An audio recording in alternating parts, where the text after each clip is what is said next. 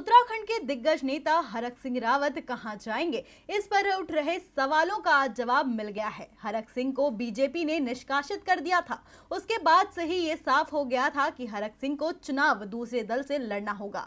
हरीश रावत कांग्रेस में उनके आने का विरोध कर रहे थे।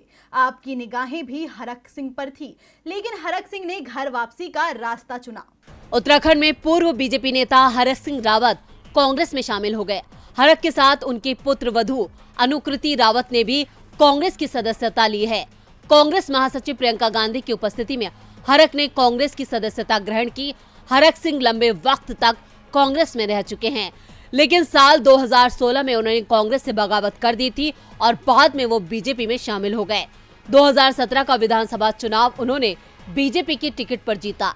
बीजेपी सरकार में वो 5 साल तक मंत्री भी रहे, लेकिन इस दौरान उनकी नाराजगी अपनी सरकार से बनी रही।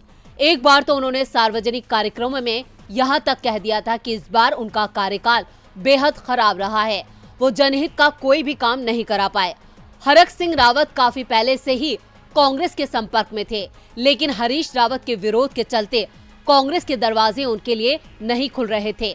हरीश रावत के अलावा कांग्रेस के कई बड़े नेता हरक का विरोध कर रहे थे, जिसकी वजह से 2017 के विधानसभा चुनावों में कांग्रेस को जो करारी पराजय मिली, उसके पीछे हरक सिंह रावत की बगावत को बड़ी वजह माना जाता है।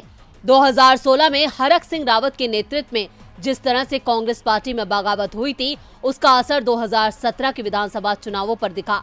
लेकिन ये भी सही है कि हरक का कई सीटों पर प्रभाव है और इसे देखते हुए कांग्रेस में उनकी वापसी संभव हो पाई है। कांग्रेस में शामिल होने के बाद हरक ने कहा है, मैंने 20 साल तक कांग्रेस के लिए संघर्ष किया है। कांग्रेस में शामिल होने के लिए कोई शर्त नहीं रखी है, बिना शर्त शामिल हुआ। पार्टी टिकट नहीं भी देती है तब भी मैं पूरी ताकत से बीजेपी को हराने की कोशिश करूंगा।